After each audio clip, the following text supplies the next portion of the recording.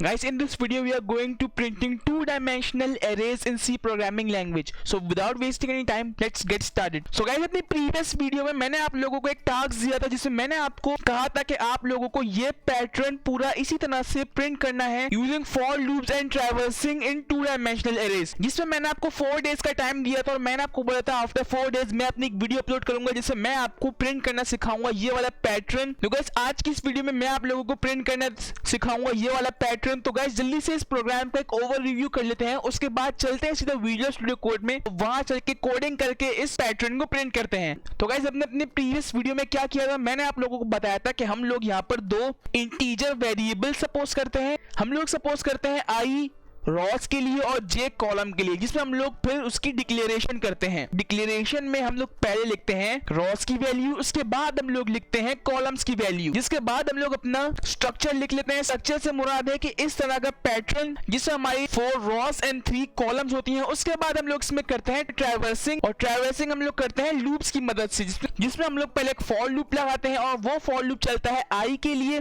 I means raw के लिए। उसके बाद हम लोग लगाते हैं दूसरा फॉर लूप, वो चलाते हैं हम लोग जे के लिए मीन्स कॉलम के लिए। अब उसके अंदर हम लोग ये पूरा अपना फॉर्मूला लिखते हैं जिसके जरिए हमें हमारी वैल्यूज एड्रेस के साथ प्रिंट होती हुई मिलती हैं। जैसे कि अगर मैं चाहूं कि मुझे इस 3 का एड्रेस प्रिंट हुआ मिले तो वो क्या होगा, वो होगा मेरे पास फर्स्ट रॉ फर्स्ट कॉलम। क्यों? क्योंकि ये 2 रॉ 2 कॉलम क्यों नहीं हुआ, वो इसलिए नहीं हुआ क्योंकि सी लैंग्वेज में हमारी काउंटिंग स्टार्ट होती है 0 से, फिर हमारे पास होता है 1 2 3 4 एंड लेटर ऑन ये चलता रहता है। इस प्रोग्राम को लिखने के बाद जब हम लोगों ने अपने प्रोग्राम को कंपाइल एंड रन किया था तो इसने हमें कुछ ऐसा रिजल्ट प्रिंट करके दिया था, इसने हमें सारी 2 डायमेंशनल एरेज की हर एलिमेंट का एड्रेस प्रिंट करके दिया था। तो चले गाइस, चलते हैं सीधा विजुअल स्टूडियो कोड के अंदर और वहां पर प्रोग्रामिंग करके इस पैटर्न को प्रिंट कराते हैं यूजिंग लूप्स। तो चले विदाउट वेस्टिंग एनी टाइम चलते हैं सीधा विजुअल स्टूडियो कोड में। ऑलराइट गाइस, अब मैं आ चुका अपने विजुअल स्टूडियो कोड के अंदर और ये मेरी वीडियो नंबर 34 होने वाली है मेरी इस प्लेलिस्ट की। अगर आपने प्लेलिस्ट एक्सेस नहीं की तो इस प्लेलिस्ट को एक्सेस कर लीजिएगा। इस प्लेलिस्ट का लिंक नीचे डिस्क्रिप्शन में मौजूद है। इस प्लेलिस्ट के अंदर मैं सी लैंग्वेज को स्टार्टिंग से लेकर एंड तक सीक्वेंस वाइज पढ़ा रहा हूँ और मैं इस प्लेलिस्ट के अंदर डेली बेसिस पर वीडियोस अपलोड कर रहा हूँ। और अगर आप एक न्यू व्यूअर हैं और आपको नहीं पता कि मेरी एक प्लेलिस्ट भी है जिसमें मैं सी लैंग्वेज को स्टार्टिंग से लेकर एंड तक पढ़ा रहा हूं, तो आपके लिए जरूरी है कि आप इस प्लेलिस्ट को एक्सेस कर लें, यहाँ क्लिक करके बुकमार्क कर लें, यहाँ क्लिक करके सेव कर लें और ये प्लेलिस्ट आपकी हो जाएगी। तो चलिए बैक टू टॉपिक, ये मेरी वीडियो नंबर 34 होने वाली है। तो मैं उसी नेम से फाइल बनाऊंगा अपनी, यहाँ पे क्लिक करके न्यू फाइल बनाऊंगा। मैं इसके अंदर लिखूंगा HPA_34_ printing 2D array .c लिख के एंटर प्रेस करूंगा और मेरी यहाँ पे न्यू फाइल बन जाएगी। और अब मैं जल्दी से अपना सी लैंग्वेज का पैटर्न लिखता हूँ। सॉलिड के जब मैंने अपना सी लैंग्वेज का पैटर्न लिख लिया है, अब मैं क्या करूंगा, मैं यहाँ पर एरे की डिक्लेरेशन करूंगा। मैं यहाँ पे लिखूंगा इंट 2, यहाँ पर मैं स्क्वायर ब्रैकेट बनाऊंगा। उसके अंदर मैं यहाँ पे लिखूंगा 4 रॉस एंड 3 कॉलम के लिए मैं बना रहा हूँ यहाँ पर एक 2D एरे। उसके बाद मैं यहाँ पे कॉमा डाल के मैं यहाँ पे लिखूंगा आई कॉमा जे, सेमीकोलन लगाऊंगा, एंटर प्रेस करूंगा और फिर मैं यहाँ पर एक फॉर लूप लगाऊंगा और उसी के साथ साथ मैं इस एरे को एक नेम भी दूंगा। मैं यहाँ पे लिखूंगा इंट ARR करके मैं अपनी एरे को एक नेम दूंगा और उसके बाद फिर इसके अंदर मैं रॉस और कॉलम लिखूंगा और फिर अपने इंटीजर वेरिएबल्स को सपोज करूंगा।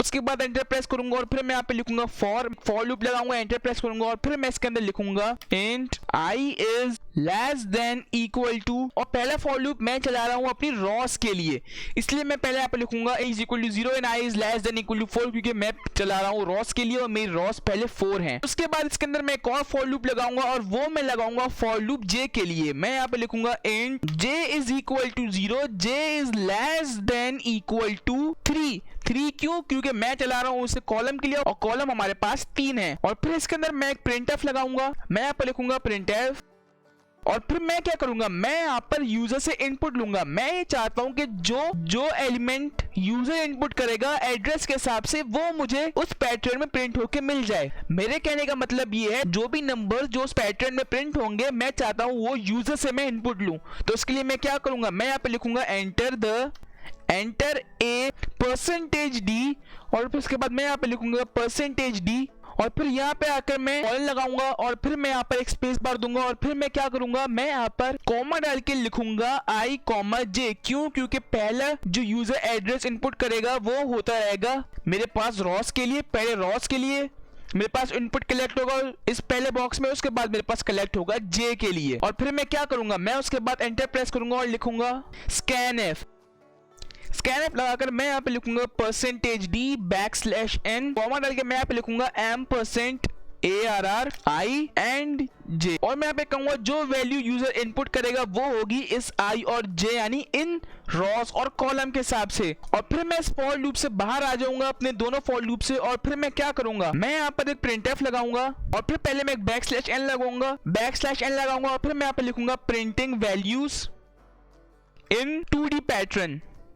और फिर एंटर प्रेस करूंगा और फिर उस पैटर्न को प्रिंट करवाने के लिए ये तो मैं लिख रहा हूं यूजर से उन वैल्यूज का एड्रेस लेने के लिए और उस एड्रेस के हिसाब से एलिमेंट को इनपुट लेने के लिए। मैं यहाँ पर क्या कर रहा हूं, मैं यहाँ पर यूजर से नंबर्स इनपुट ले रहा हूं और फिर नंबर्स इनपुट लेने के बाद जिस तरह से मैं उसको प्रिंट करवाऊंगा उस प्रिंट को लिखने के लिए मैं यहाँ पर फॉर लूप लगाऊंगा और फिर उसके अंदर मैं बताऊंगा किस हिसाब से मुझे पैटर्न, किस हिसाब से मुझे नंबर प्रिंट होके मिले। मैं यहाँ पर एक फॉर लूप लगाऊंगा और फिर मैं यहाँ पे लिखूंगा int I is less than equal to 4। और फिर मैं क्या करूंगा, मैं यहाँ पे एक और फॉर लूप लगाऊंगा कॉलम्स के लिए। मैं यहाँ पे लिखूंगा int j is less than equal to 3 and फिर मैं अंदर क्या प्रिंट करूंगा, मैं यहाँ पर लिखूंगा printf और उसके अंदर मैं लिखूंगा %d और उसी के साथ साथ मैं लगाऊंगा एक \t।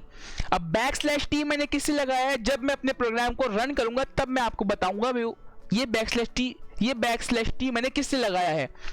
मैं आपको \t का मतलब बता देता हूं। \t का मतलब होता है हमारे पास एक टैब। इस तरह से अगर मैं टैब को प्रेस करूं तो ये 5 स्पेसेस का गैप देके मुझे आगे मेरे कर्सर को ले जाएगा, तो इसे कहते हैं हम लोग टैब। जो कि जब मेरी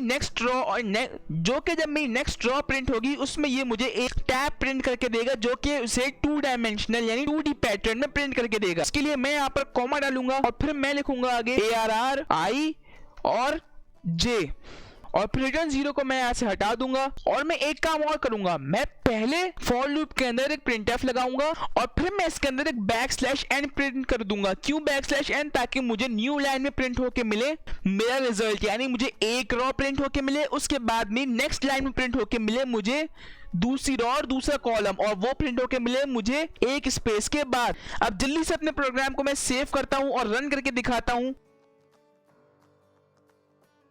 तो देखिए गाइस, ये मुझसे एड्रेस के हिसाब से वैल्यूज इनपुट मांग रहा है। ये मुझे बोल रहा है बताओ 0 रॉ और 0 कॉलम के लिए कौन सी वैल्यू होगी, कौन सा एलिमेंट होगा। इसके लिए होगा मेरे पास 1, सेकंड के लिए मेरे पास होगा 2, देन 3, देन 4, देन 5, देन 6, 18।